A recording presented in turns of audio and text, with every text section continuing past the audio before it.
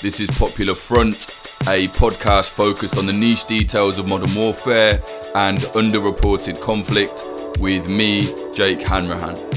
Today we're speaking to journalist Kareem Chehayeb.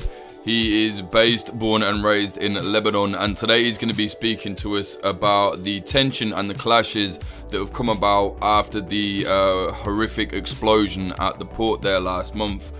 Basically, since that happened, there have been anti-government protests. The security forces have come down very hard on the people. There have been armed clashes in the south of Beirut and other places. It's all looking very tense right now. If you like what we're doing here at Popular Front, please do consider supporting us at patreon.com/popularfront.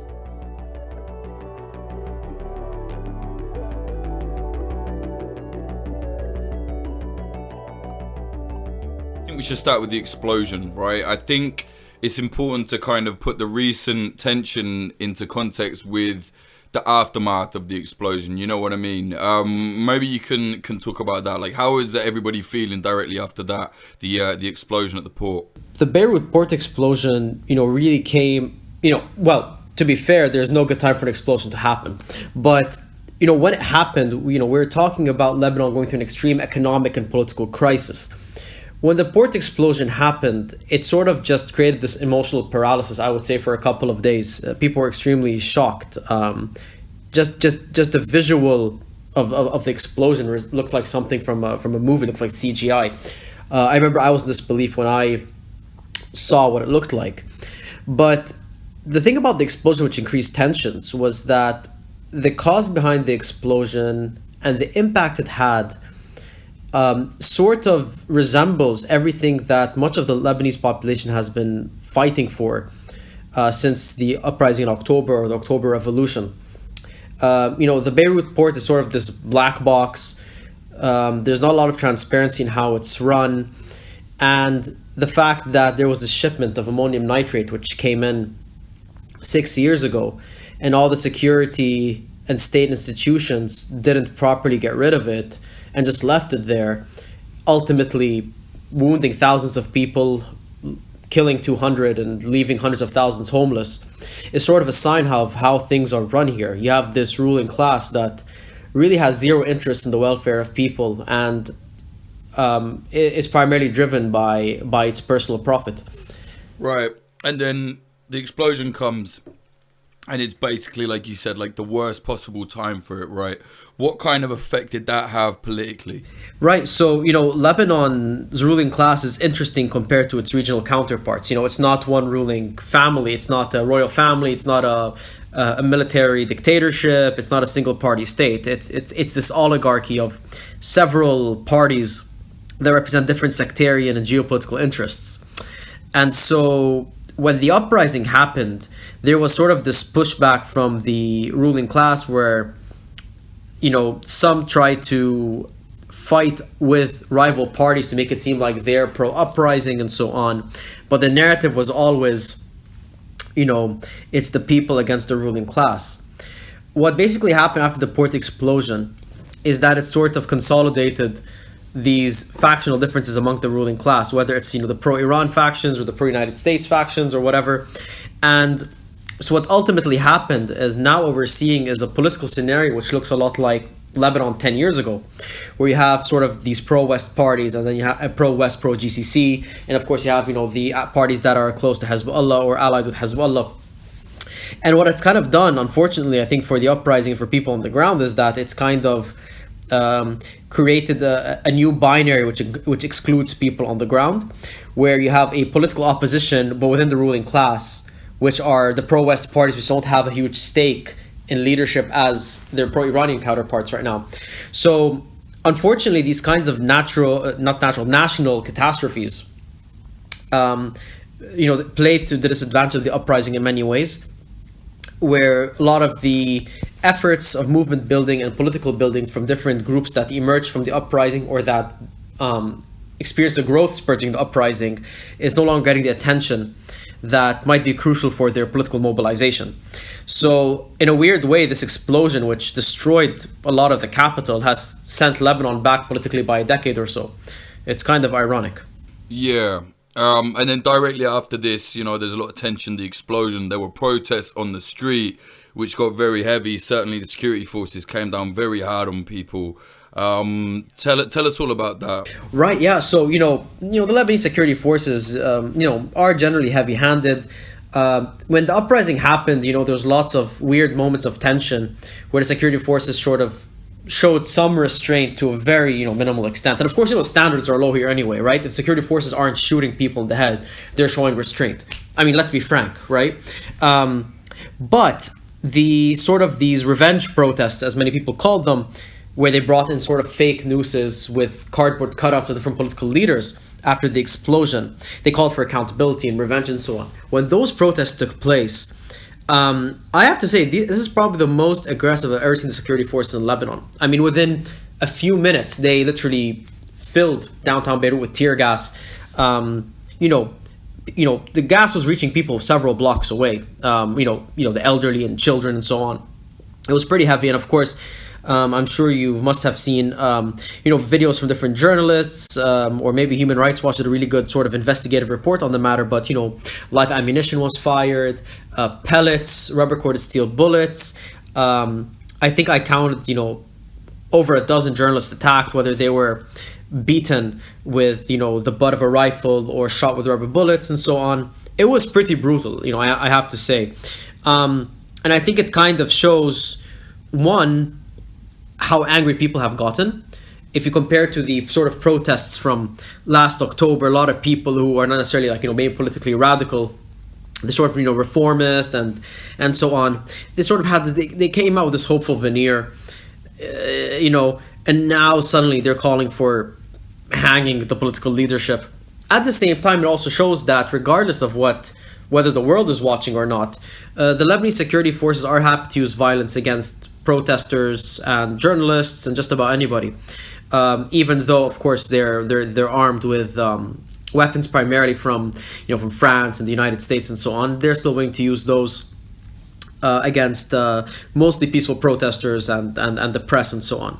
So it kind of is a big reveal of the extent of which the ruling class is willing to go to protect its interests. And I think for many people I spoke to who are from that sort of optimistic and happy side, they kind of have lost hope that this ruling class can do anything. Imagine you have an explosion, which is probably the largest explosion in the history of your country, and you leave hundreds of thousands homeless. You kill 200, all just because basically decided not to run things in a way that puts your own people first. And they didn't resign. Not a single apology.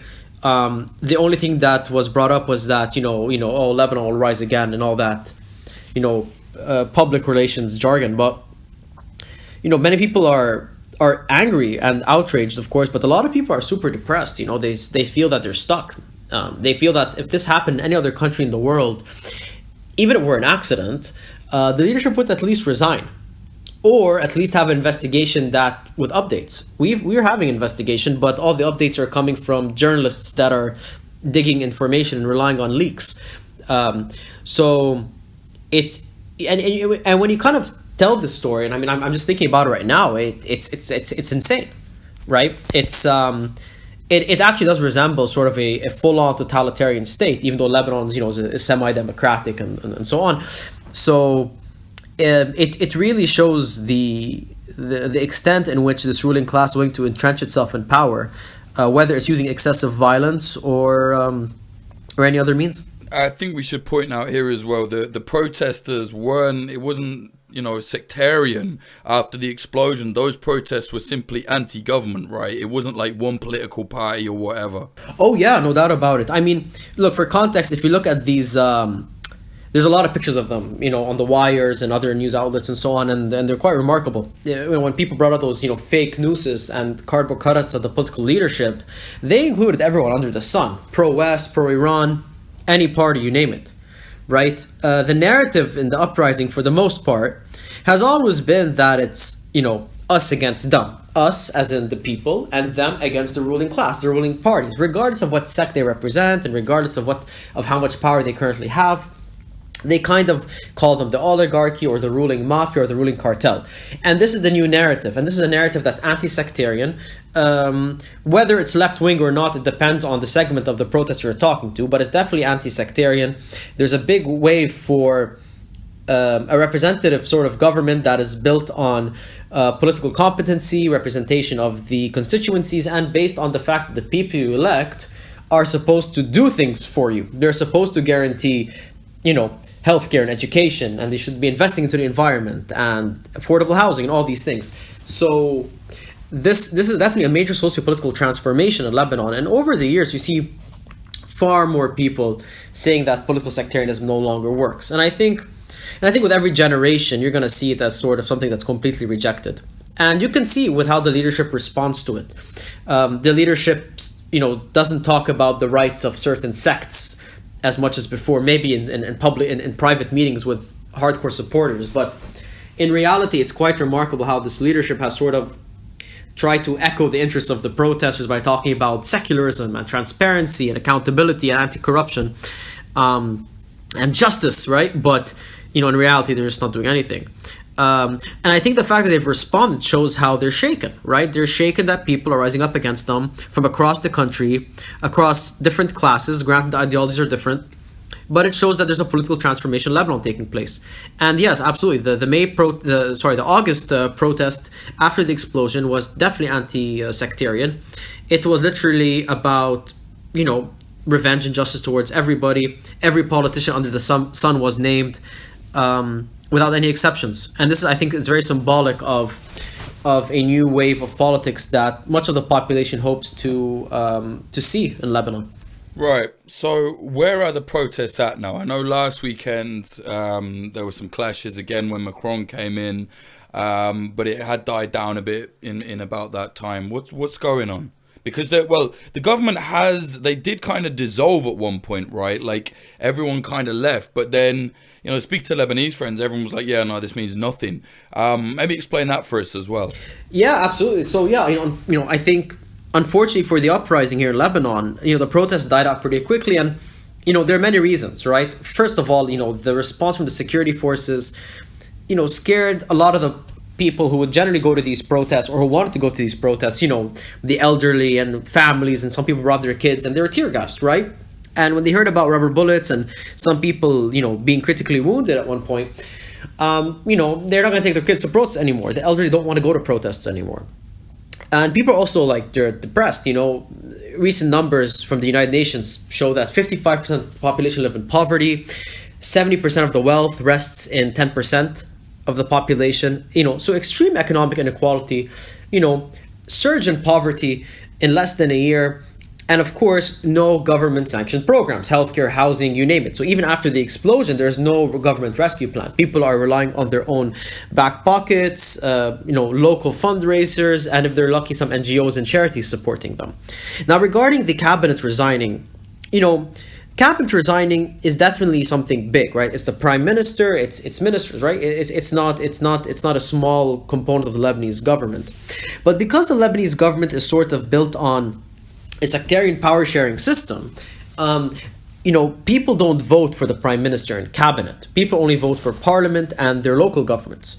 So what this ultimately means, Jake, is that the new cabinet and is sort of and prime minister are sort of picked based on negotiations between different political parties, and ultimately they have these internal consultations and so on. So people don't have a say in who the best candidate is. And for many people, as long as it's these political parties in power in parliament and so on that are the decision makers, then that cabinet who is ultimately appointed by these parties will, even if this cabinet are these independent, even let's say progressive reformists, right? They won't be able to move freely without intervention from their political handlers. And this is why I think ex-Prime Minister Hassan Diab sort of went down with a whimper.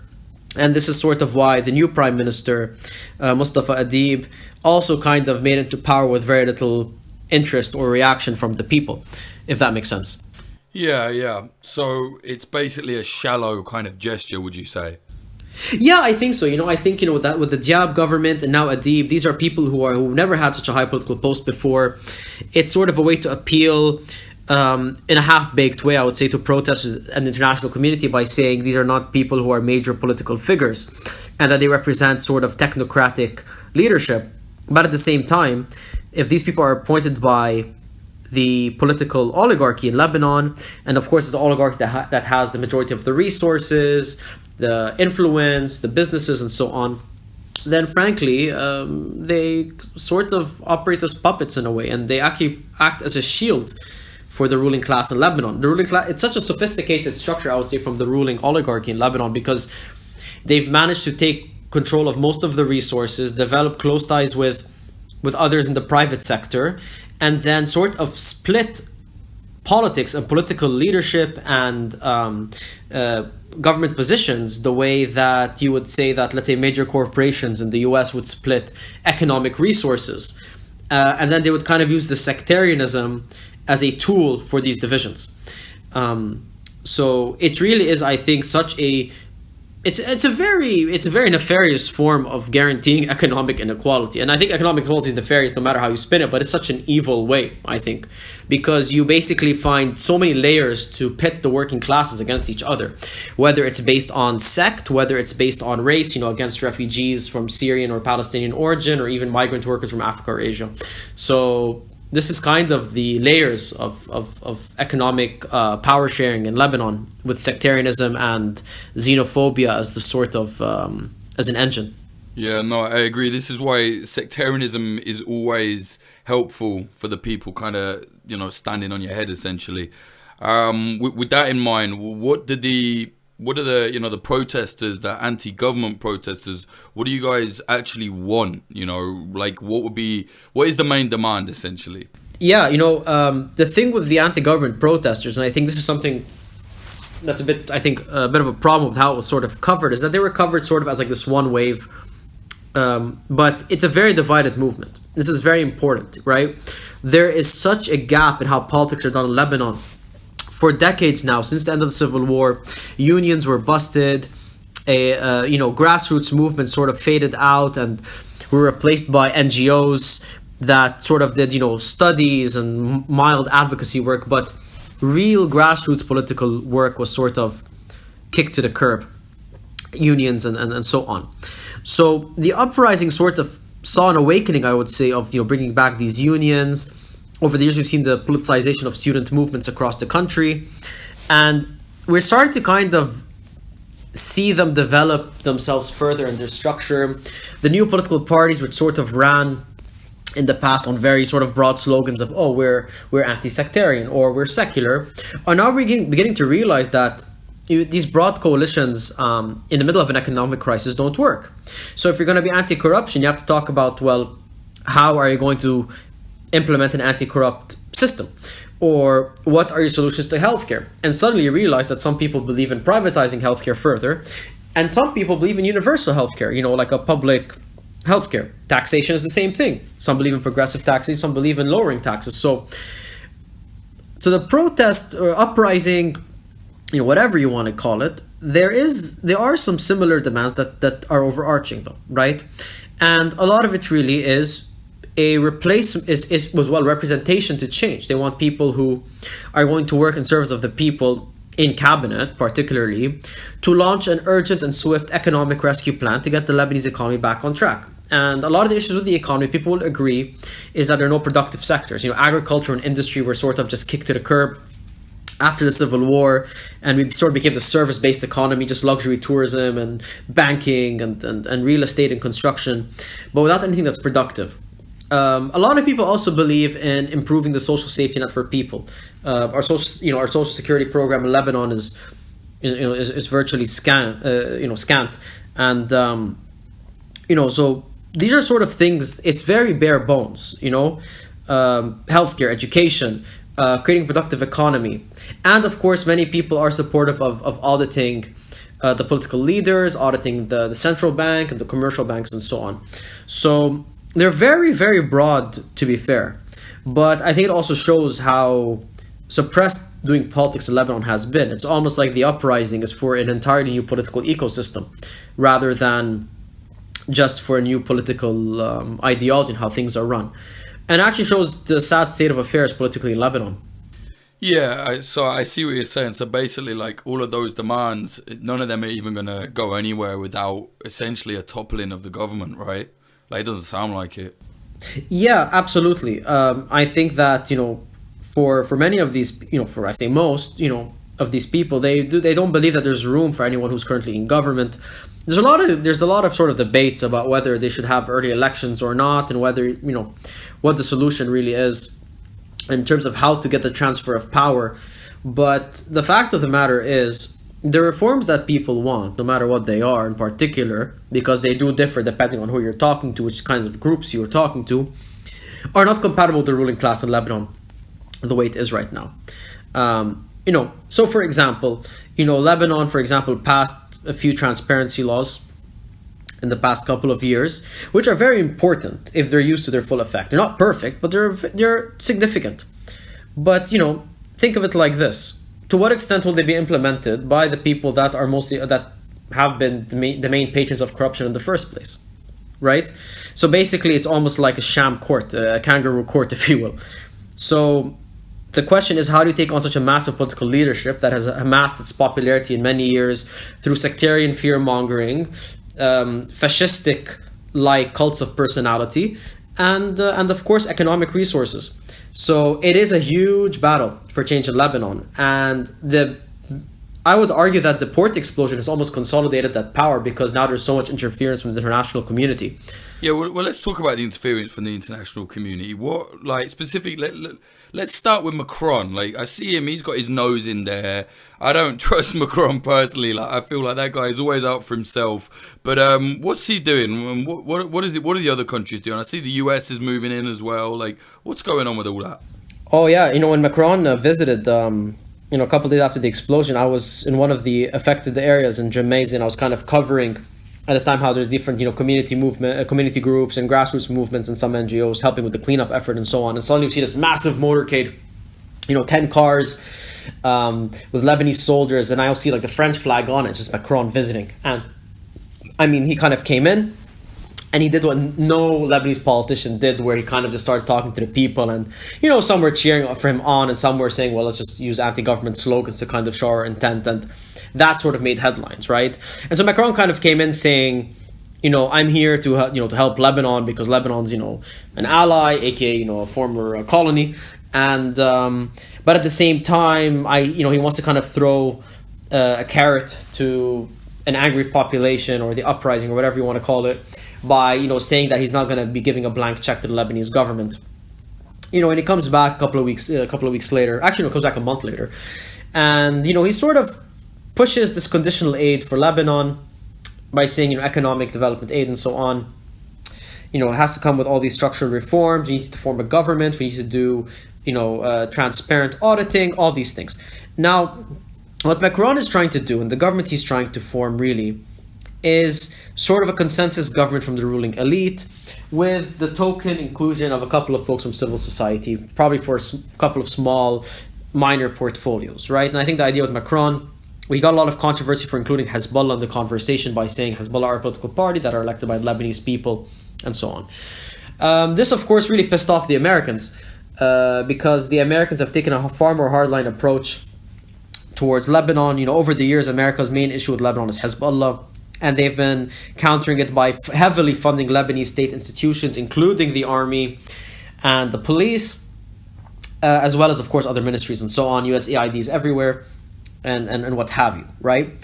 The United States and Macron are sort of in a diplomatic dispute about Lebanon right now. Macron and the EU are sort of, ironically, sharing the same interests as Russia when it comes to Lebanon by having this national unity government, representing different political parties, and they kind of implement reforms. They throw a few bones to the population. They prevent any sort of unrest in the country and keep things going. But, they're under some pressure.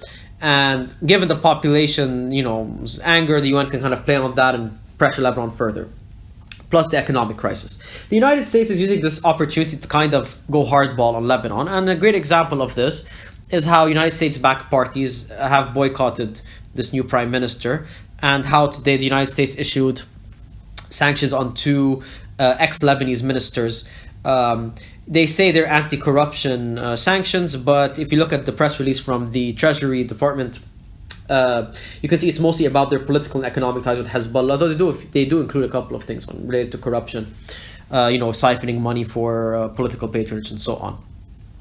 So the US is seeing this as an opportunity to kind of go hard on Hezbollah and to kind of try and force a government that would exclude Hezbollah, or at least corner them and prevent them from making a further ascent. Whereas I think Macron's being a bit more diplomatic to the entire ruling class and trying to prevent any sort of further divisions.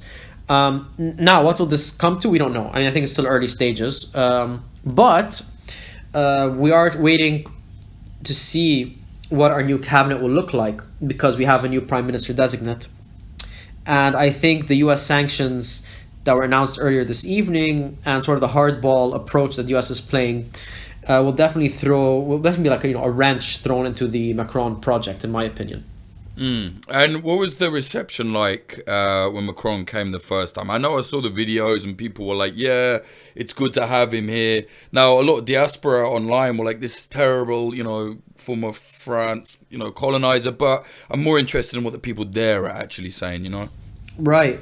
Yeah, totally. I mean, of course, I think his first visit was far more divided, I would say, than the second, right? So the first visit kind of came in.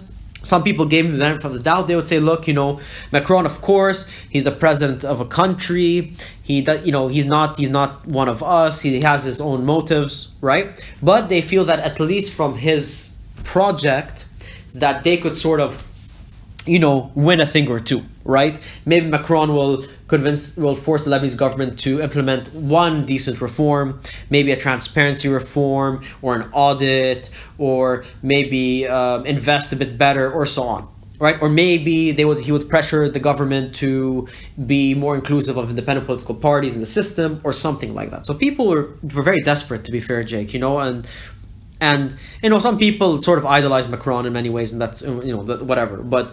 But people were extremely desperate, that they were just kind of hopeful that maybe this sort of shaming of the Lebanese ruling parties would pressure them to do something, right? People are extremely desperate, and I think they're hoping for anything.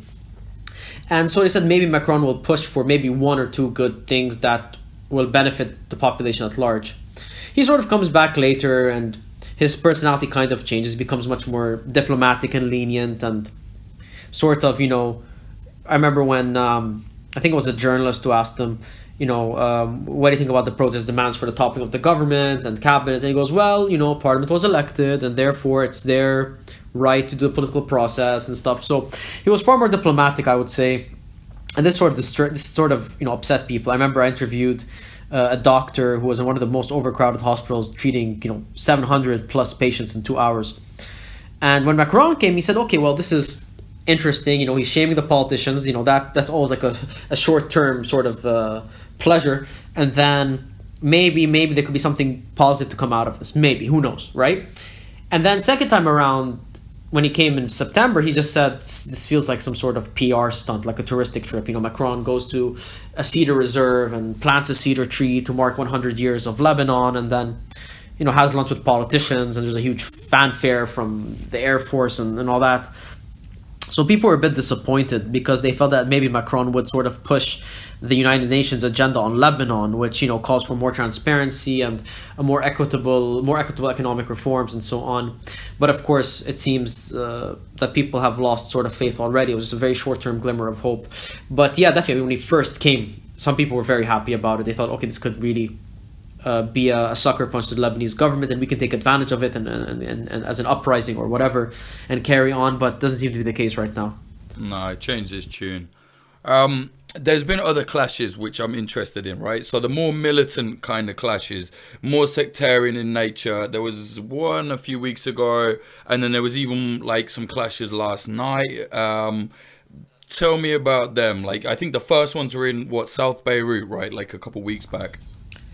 Yeah. So the first one was just south of Beirut, I would say. Yeah, it's south of Beirut, and basically this was a clash between, Hezbollah and Amal supporters. So not like their paramilitary wing, or whatever the term is, and sort of these Sunni clans. They're often referred to as Arab tribes. And according to local media reports, it was sort of sparked by the hanging of Ashura banner.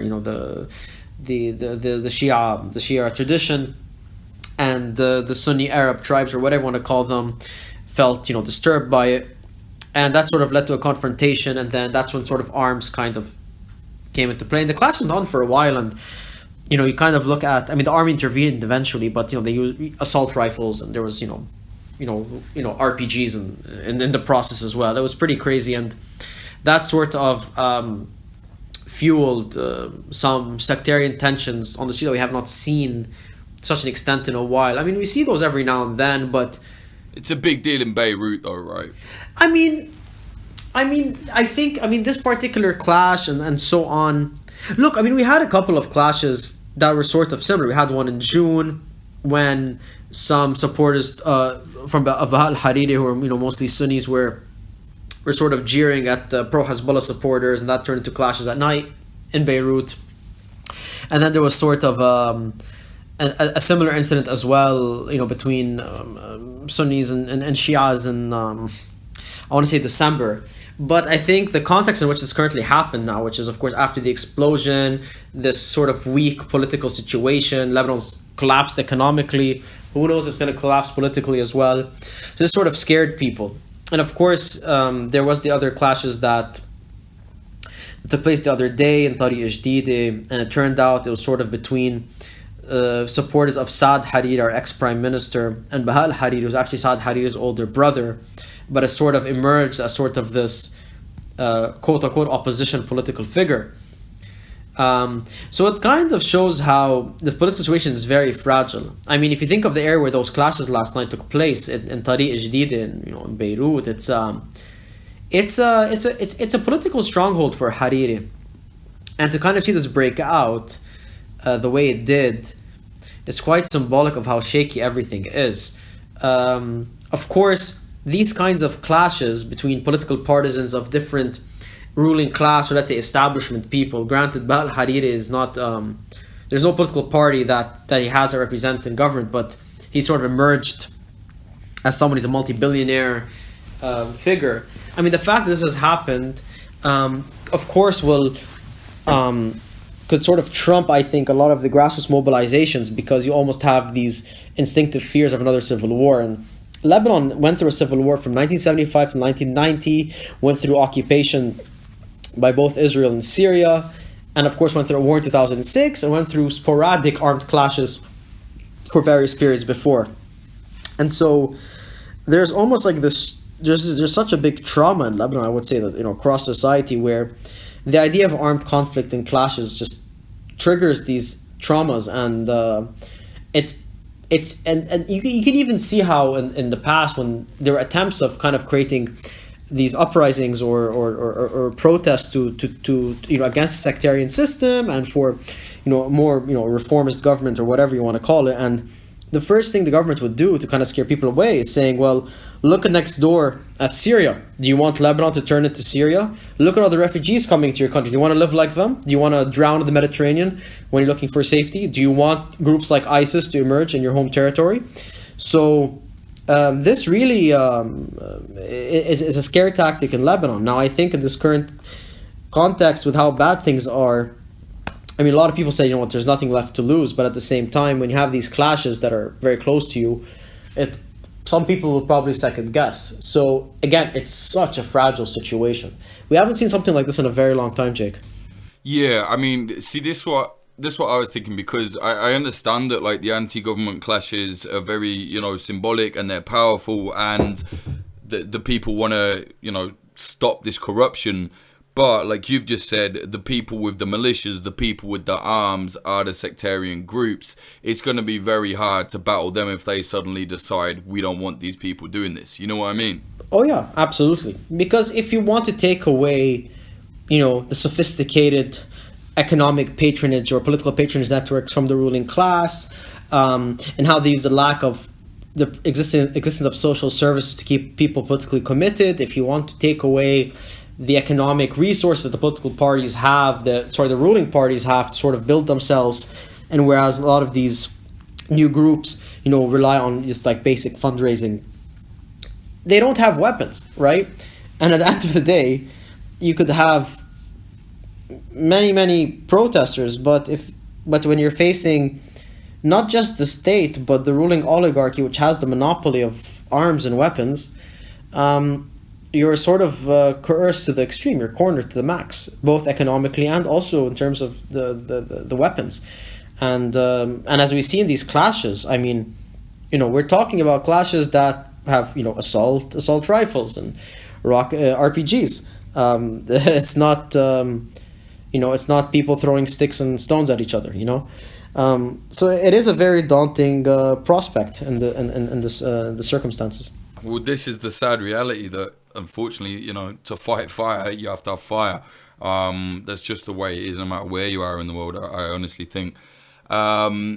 Well, talking about all this, what's the position right now with Hezbollah? Like, I know they're very powerful, but things are changing quite a lot. I mean, we even saw in the protests where people were hanging effigies of Nasrallah, which, I mean, as far as I'm aware, is quite unusual to see on the, those kind of protests. How are they playing all of this? Yeah, I do agree. I mean, when I saw that cardboard cutout of Hassan Nasrallah, I was like, wow. Definitely not expect to see that, for sure. Yeah, I mean, look, Hezbollah are definitely, I mean, I think there's a lot of sort of exaggerations on how much power they've lost since the uprising. They are the dominant political party in Lebanon. Their main ally outside of their sect is the largest Christian party, the party of the president, of ex-foreign minister Gibran Bassil, and they have the largest share in parliament. Their allies have the largest share in parliament. They have major positions in key ministries, right? But with Hezbollah, they're in a bit of a tricky situation because, I mean, now with the U.S. sanctions regime trying to extend outside of the party itself, but also to allies from other parties, and today we saw them extend to a very high political figure from the Amal party, which is the other Shia party, but also an ex-transportation minister who was Christian, but who's an ally of Hezbollah. And so the sanction regime expanding at a time when Lebanon's economy is sort of, it's collapsed, will definitely cause lots of pressure on Hezbollah compared to before. And I think internally as well among Hezbollah supporters, I think, again, there's an exaggeration that everybody's turning on Hezbollah now. No, there's a lot of committed Hezbollah supporters in Lebanon, I would say. However, there are lots of people that are sort of questioning the party, in the sense that many people, will come say, like, I support Hezbollah's right to having arms, or I like Hassan Nasrallah, but I believe that X, Y, and Z MPs from the party or this minister from the party is doing questionable things, or I believe that there are certain issues within the party that need to be internally investigated, or I think the party should definitely be more supportive of the uprising, or right?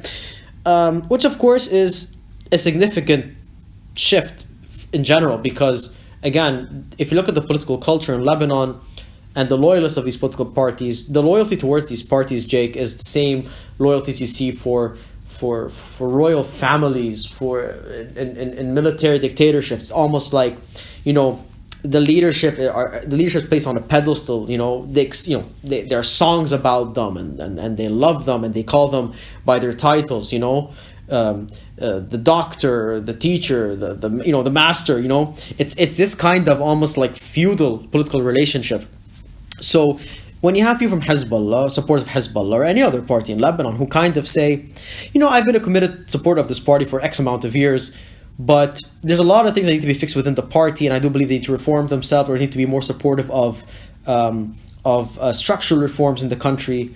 It's a shift, right? It's definitely a shift. And I think there's a lot of factors on why this has happened, right? I mean, one of them being the fact that Lebanese people have many relatives in diaspora for the most part, and they kind of see how things operate, even the most moderate social democracies, and they kind of realize that there's a lot of basic things that Lebanon can adopt and ultimately have a more productive economy and a more transparent system. And I think many people just want the bare minimum. They're not asking for anything that's extremely utopic, to be frank. Has Hezbollah themselves released any statements regarding the protests and the blast? Yeah, actually, their leader Hassan Nasrallah spoke after the blast, and of course, he primarily talked about, he dismissed allegations that Hezbollah controls the port, and he kind of made this bizarre comment that Hezbollah is more knowledgeable about what goes on in the port of Haifa than the port of Beirut. But in the end, he kind of said something to quell sympathizers and supporters who were in these protests, in these sort of revenge protests, when he sort of said something along the lines of, don't use your anger now, save it, you will need it soon.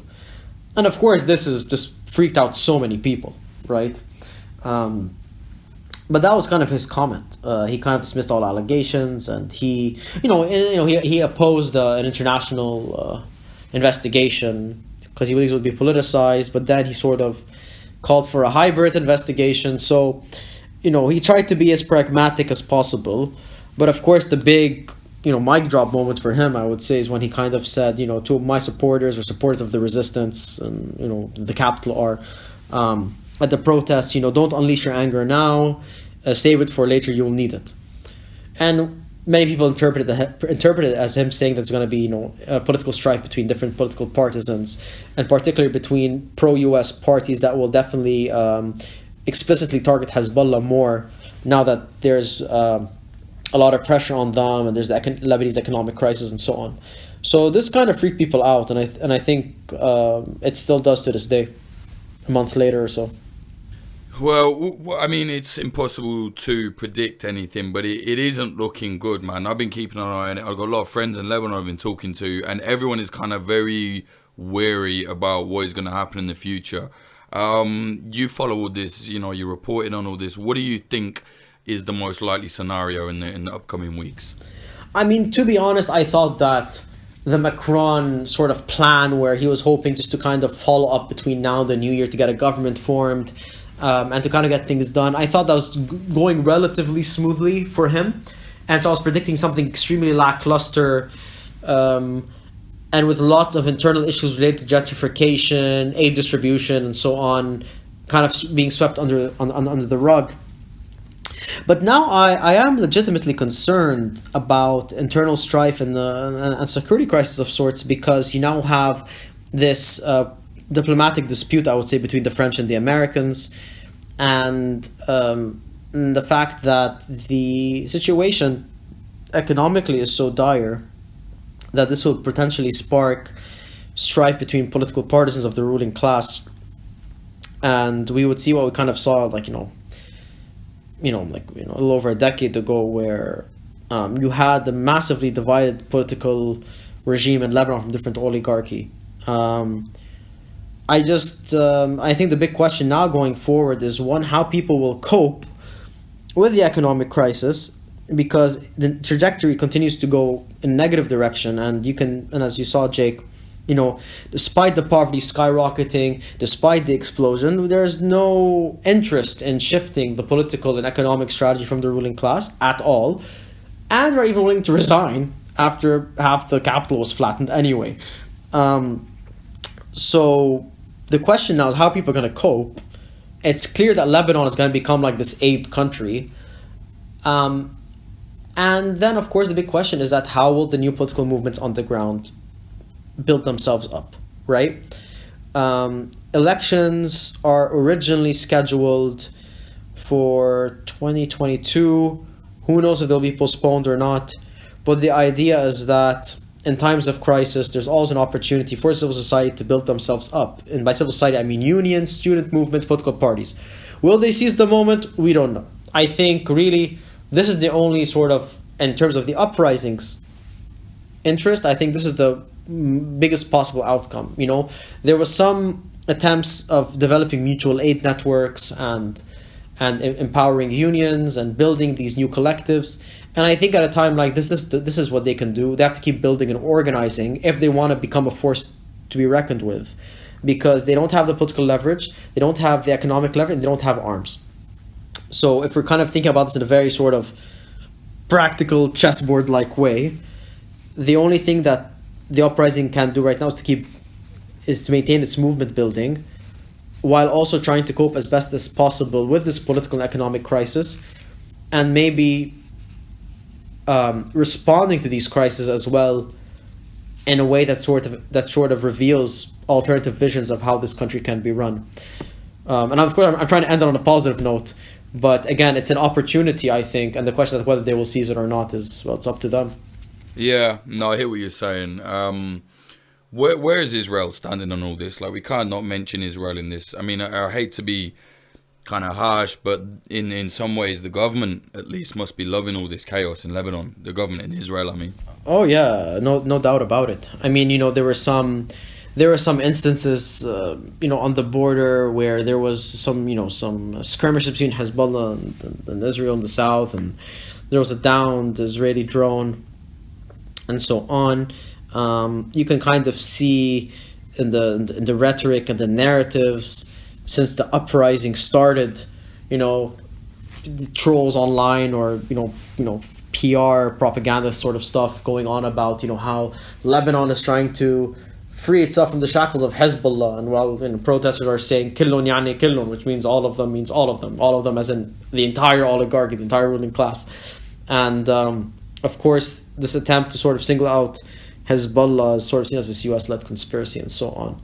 Now they're kind of, after the port explosion, it was the whole, Hezbollah smuggles through the port, Hezbollah runs the port, it's the black box that Hezbollah keeps away from everybody else. And of course now with the whole Macron plan, because Macron is sort of negotiating with Hezbollah, they allowed Hezbollah to be part of the negotiations table with the rest of the ruling class. You can see you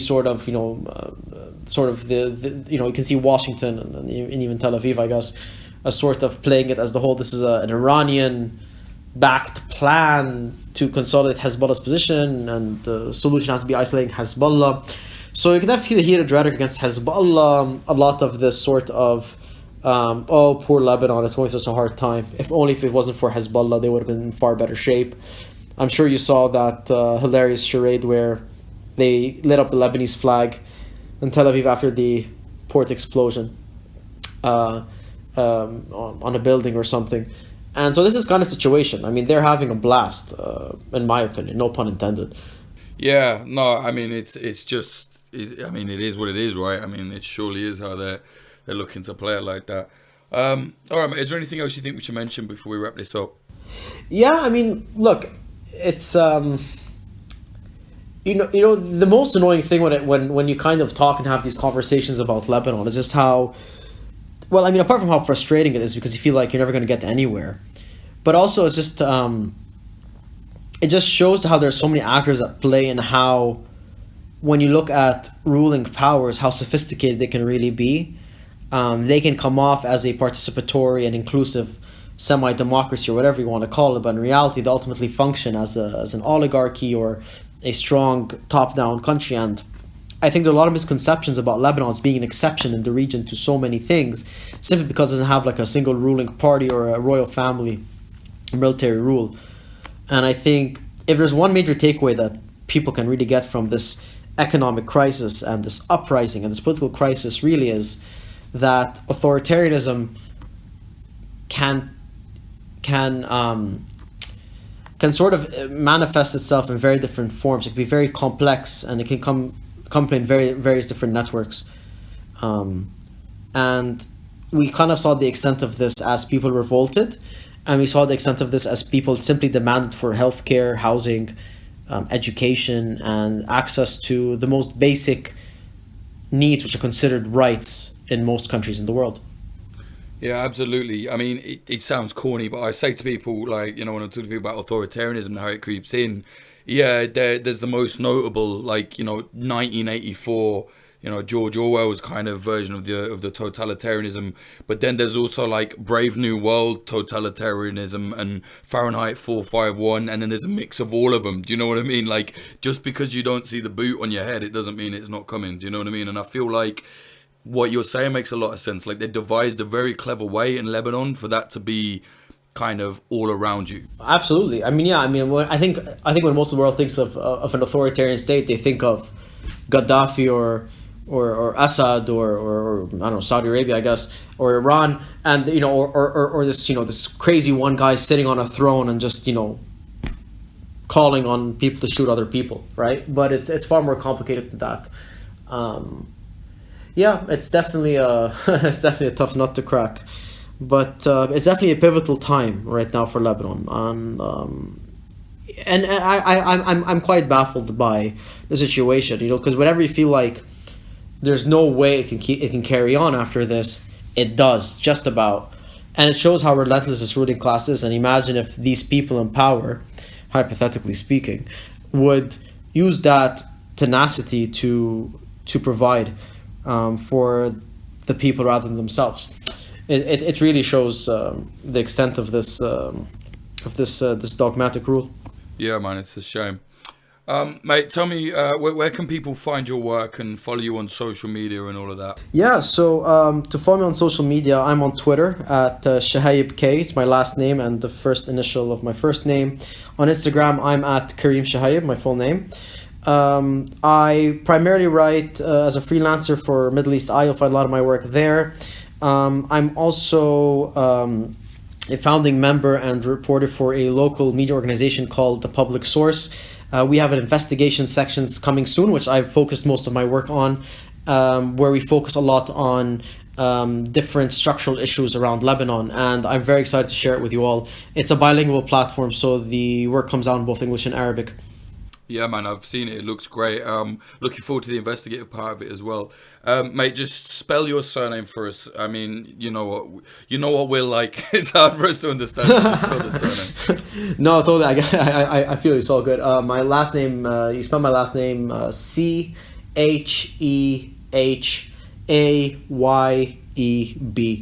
and then my first name starts with a K. Thank you very much, mate. Really appreciate that, man. That was a great insight into what's going on. Yeah, likewise. It was great talking to you. Yeah, it was great talking to you, Jake. I know it's been a long time in the making, but we finally made it work. Yeah, man, it's fucking my fault. But yeah, thanks, mate. Speak soon, man. No worries. Cheers, bye.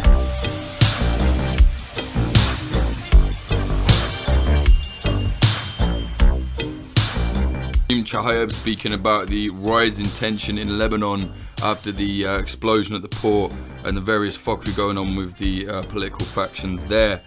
If you like what we're doing here at Popular Front, please do consider supporting us on the Patreon at patreon.com/popularfront. We are completely independent. We don't take any money from venture capital or corporates or anything like that. Everything we have is from the listeners, the members on the Patreon. So yeah, support us there. You get bonus episodes, loads of extra content, access to the community Discord, all sorts of stuff. Patreon.com/popularfront. If you don't like Patreon, that's understandable. There's some dubious nonsense political ideas. So I know that a lot of people have, deleted their Patreon, so you can support us. Otherwise, you can go to popularfront.co/support, or you can buy our merchandise. So look cool, support Popular Front. www.popularfront.shop. You will see all the t-shirts, jumpers, some other stuff there. It's no Teespring bullshit. It's proper nice merchandise. It's not fucking crap. It's not gonna fall apart. Yeah, check it out. Popularfront.shop. We put a lot of effort into that. Can't speak today. This episode is sponsored by Oracle Coffee Shop in Portland, Oregon, USA. They're an independent coffee shop selling only fair trade products. See them at 3875 Southwest Bond Avenue 97239. Tell them Popular Front sent you. You might get a nice discount. The episode is also sponsored by Grindcore House, a pair of independent coffee shops in Philadelphia, USA. One in South, one in West. Check them out on social media at Grindcore House. The episode is also sponsored by Propagandopolis, an outlet selling and informing people about historical conflict propaganda. Get prints at propagandopolis.com and enter the code POPULARFRONT10 to get a 10% discount. And finally, the episode is also sponsored by Black Triangle, an independent company selling self-defense tools. Check them out at blacktriangle.com, but that is spelled BLK. So blktriangle.com. Check them out. Tell them Popular Front sent you. Like I said, if you want to support us directly, go to patreon.com/popularfront. Subscribe to our YouTube. We've got a brand new documentary up there, the Belarus Dispatch. It's doing very well, actually. People are really liking it, sharing it, watching it. Look for that. It's called Uprising in Belarus at youtube.com/Popular Front. Subscribe and hit the bell, because obviously the dickheads at YouTube have kind of nerfed the channel, so very rarely does any of our stuff come up in recommended feeds. Even if you do like follow all that kind of stuff, the algorithm has fucked us. This isn't me speculating. They literally sent us this weird message telling us about how like the content is violent, blah blah. I mean, obviously the content is violent. We cover violent war and conflicts across the world. They don't seem to have the same restrictions on big corporate media companies, but again, we don't have the money or the pals or the hands in the circle jerk to be involved in that. So you're gonna have to share it for us, please. youtube.com/Popular Front. Share it on your social medias, tag us. Instagram, our Instagram is at what is it? Hang on, at popular.front. Our Twitter is at popularfrontco, like the website, which is popularfront.co, not .com. I tried to buy it. Whoever owns it doesn't want to fucking reply. So www.popularfront.co. My Twitter at Jake_Hanrahan, HANRAHAN. Same for Instagram. All of that. My website, jakehanrahan.com. If you want to see what I did before Popular Front. I think there's a little misconception. Sometimes people say, well, like, yeah, cool, you do this war podcast. What do you know? Well, I spent 5 years covering war and conflict on the ground before starting Popular Front. So check it out, jakehanrahan.com. Thank you very much to our high tier Patreons. Without you lot, definitely this would all fall apart.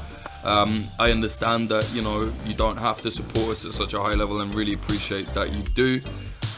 Those people are Xander, Nicholas Butter, Ron Swanson, JD, Jav, Bastian Gamello Rittmeyer, Ian Froese, James Cully, Michael Akakan, Ethan Reyes, Fitz Madrid, Joe Watt, Alex Northrop, Ed Coulthard, Johnny LaFleur, Clayton Taylor, Hugo Newski, Mike Barone, Scott Hopton, Liam Williams, Chris Cusimano, Degenerate Zero Alpha, Gergo Arane, mate, please tell me if I've said that wrong. Gergo Arane, I think, DR, Trey Nance, Charlie, Olin Thorne, Amy Rupert, Rubicon, Mink,